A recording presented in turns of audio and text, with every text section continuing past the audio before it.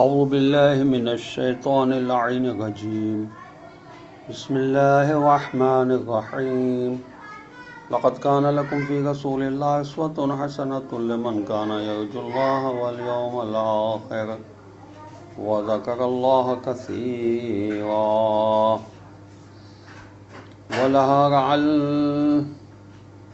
ولما رأى المؤمنون الأحزاب قالوا هذا ما وعدنا الله ورسوله وصدق الله ورسوله وما زادهم إلا إيمانا وتسليما.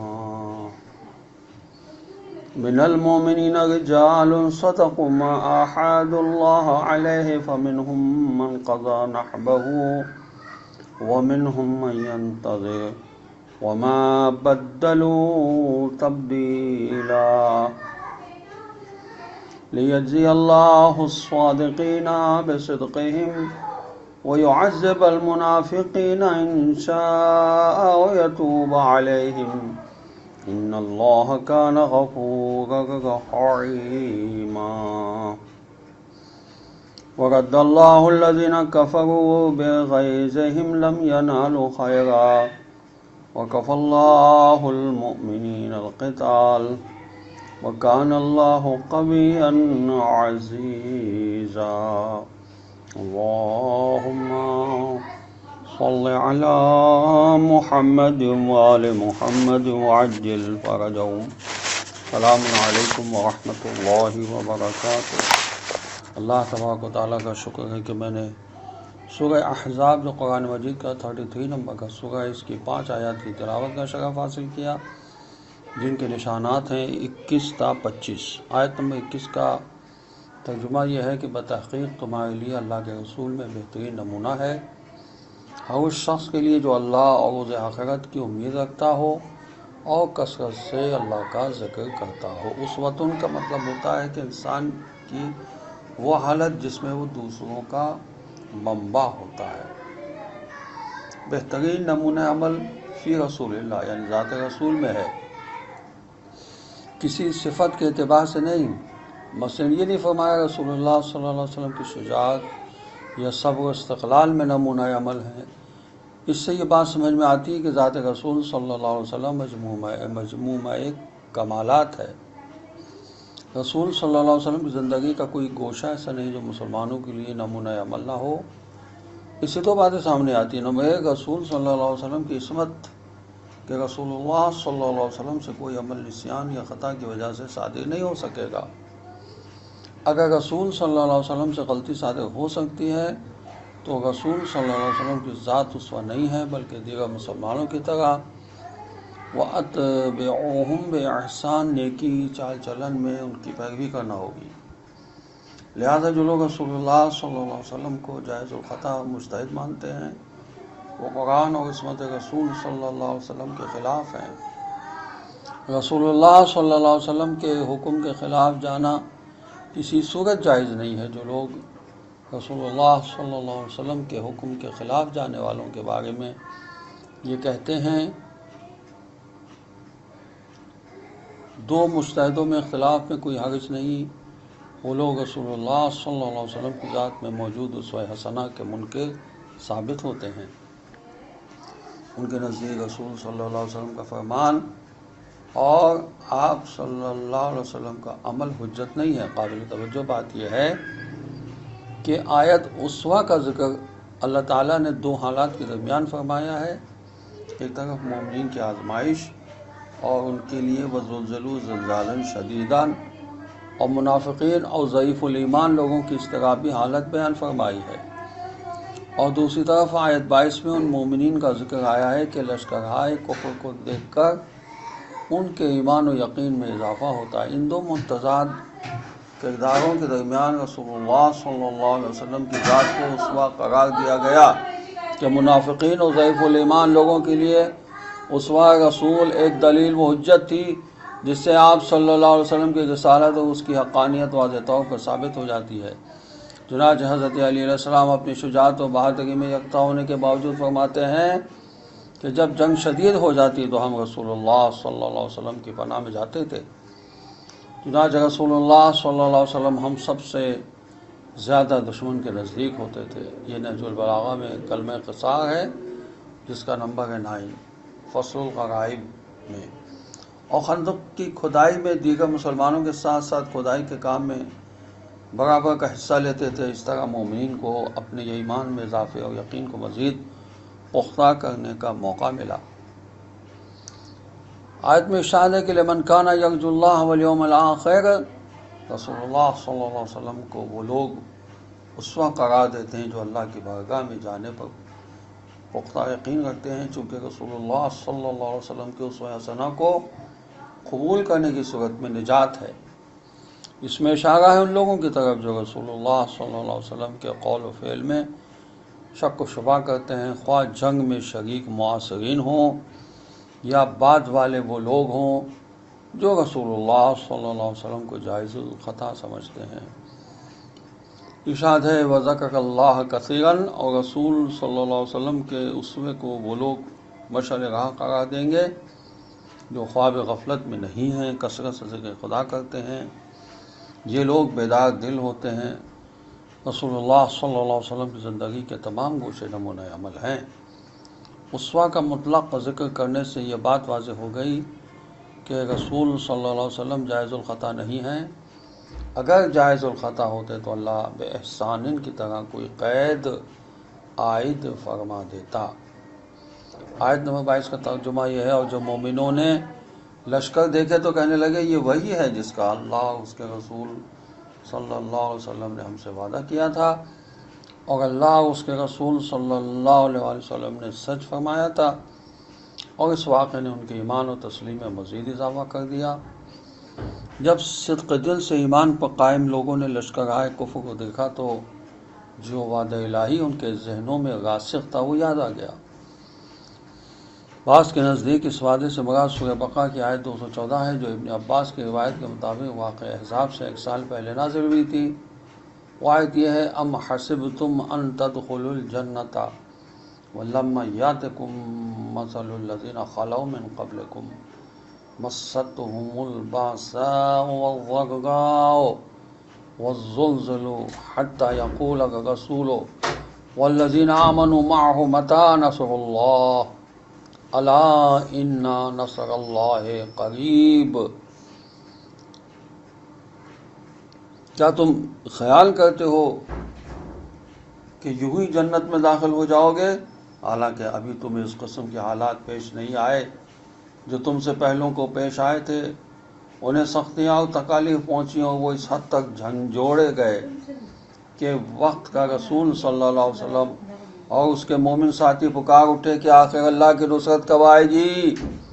انہیں بشارت دے دی گئی کہ دیکھو اللہ کی نصرت عنقریب آنے والی ہے۔ بعض دیگر کے نزدیک خود رسول اللہ صلی اللہ علیہ وسلم نے خبر دی تھی اور وعدہ نصرت کا ذکر کیا تھا۔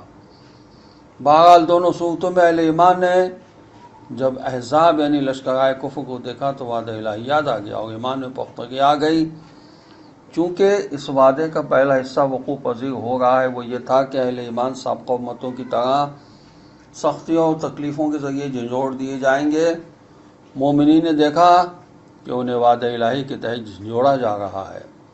احزاب کے لشکر اور اس وعدے اور پیشن گوئی کا پہلا حصہ وقوع پذیر ہوتے دیکھ کر کہہ اٹھے صدق اللہ و رسولہ، اللہ اور اس کے رسول صلی اللہ علیہ وسلم نے سچ فرمایا۔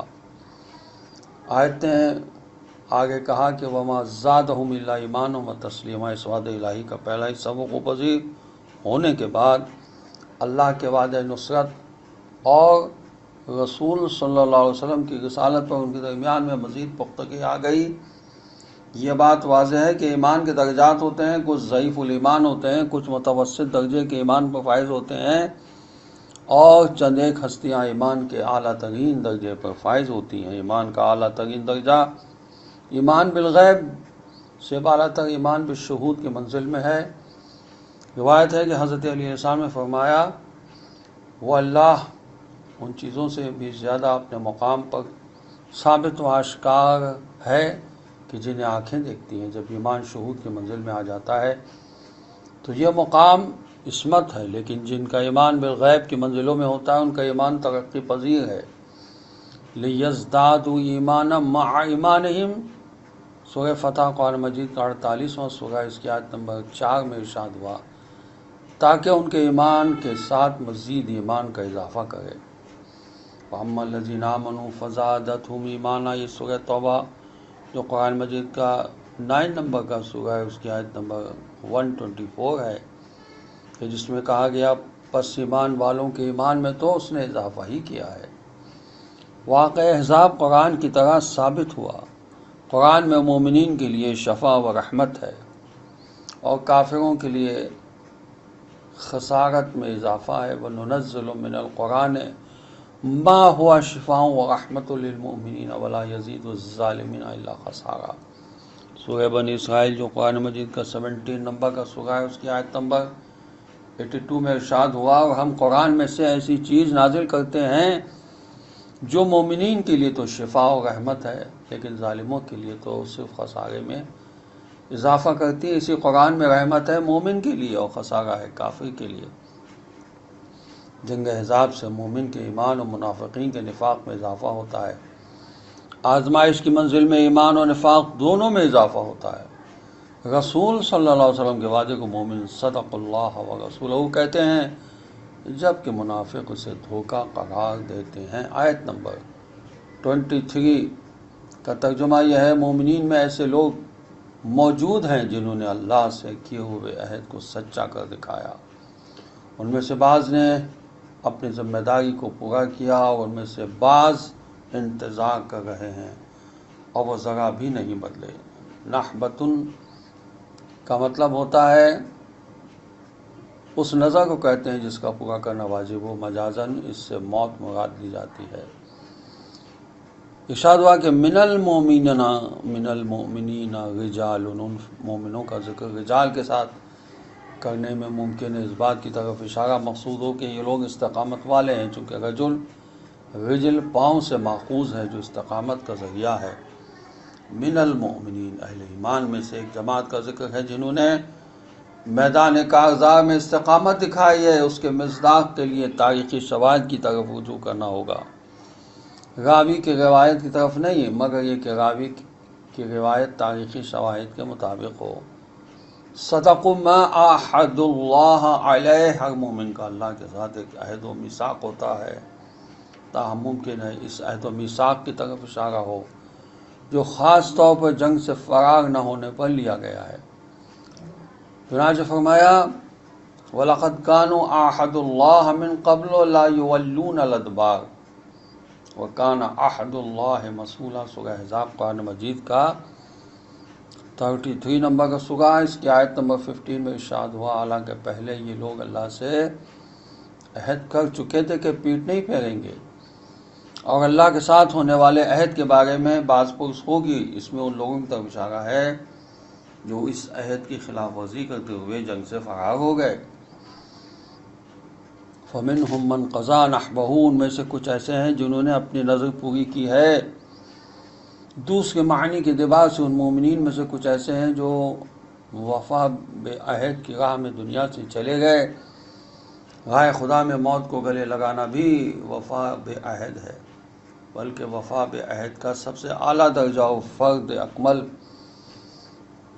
اس عہد کے تحت جان دینا ہے۔ تفسیر مجموع البیان میں آیا ہے کہ عالم اہل سنت حاکم حسقانی روایت کرتے ہیں کہ حضرت علی علیہ السلام نے فرمایا آیا من المؤمنین رجال، ہماری شان میں نازل ہوئی ہے، میں من ینتظر کا مصداق ہوں، میں من ینتظر کا مصداق ہوں، اور حمزہ سید الشہداء علیہ السلام من قضا نحبہ کے مصداق ہیں۔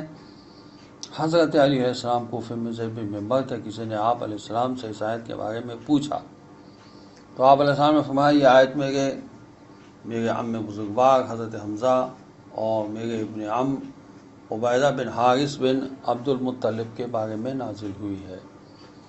عبیدہ نے جنگ بدر میں اپنی جان دے کر اپنا عہد پورا کیا، حضرت حمزہ نے احد کے دن شہادت اختیار کر کے اپنی ذمہ داری پوری کر دی، اور میں اس امت کے شقی ترین شخص کے ظلم کا انتظار کر رہا ہوں جو میری اس جگہ کے خون سے اسے رنگین کرے گا۔